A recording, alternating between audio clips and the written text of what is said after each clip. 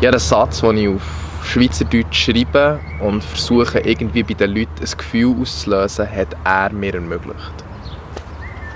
Er wohnt an der gleichen Gasse und ich bin mit dir in Klasse. So ist es. Irgendwie ist alles so hure vergänglich. Und irgendwie kommt jedem seine Zeit mal und dann verschwindet wieder und jetzt kommt einfach jemand Neues und macht echt etwas auf das, was vor Jahren einmal ein Hit war. Er wohnt an der gleichen Gasse und ich bin mit dir in Klasse. So ist es gekommen, dass wir grad beide... Ich komme halt so ein bisschen aus der Sportschiene raus und halt auch immer den Draht zur Musik.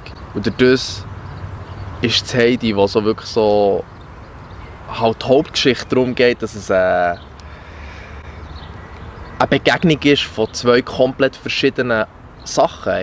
Zum einen vom Fußballspieler und zum anderen vom lyrischen Musiker. Habe ich es eigentlich so wie passend gefunden, so ein bisschen ein schizophrenes Spiel so mit mir zu machen. So wie beide Rollen zu schlüpfen, aber dann nachher einzusehen, shit, ich habe Heidi verloren. Jeder auf seine Art umwerben wir die Heidi, ich und er. Heidi, wir wollen die beide Heidi, Heidi gern.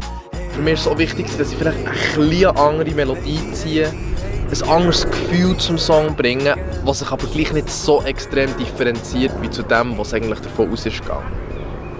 Heidi gern. Jeden Sonntag denkst du am Match, er sagt der, wo du lieber hättest. Findest daheim von mir einen Brief, der kehrt sich das Blatt und säuft sein Stief. Ich bin daheim gehockt und habe mich dann für das Heidi entschieden und habe meinem Produzenten Souldirt geschrieben und gesagt, hey, ich habe da irgendwie so eine coole Idee.